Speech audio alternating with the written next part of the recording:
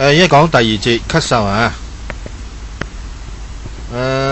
第一點咳嗽係指肺氣上逆作聲落吐痰液而言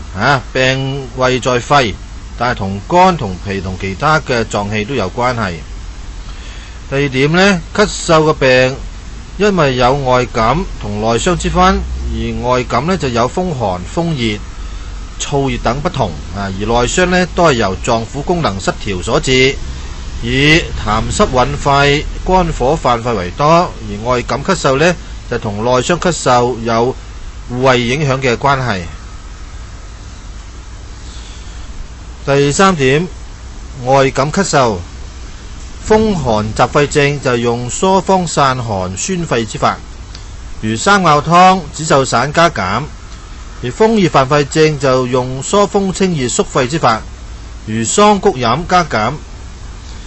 而風燥傷肺之症就用疏風清肺潤燥之法，例如桑杏湯加減。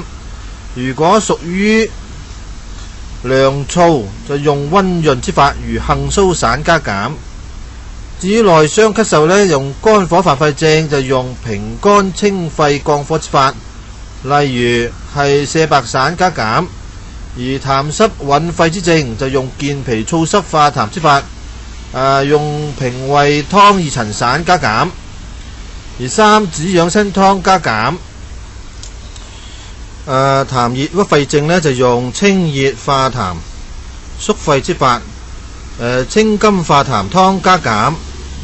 而肺陰虧耗之症呢，就用滋陰潤肺之法，用沙參麥門冬湯加減。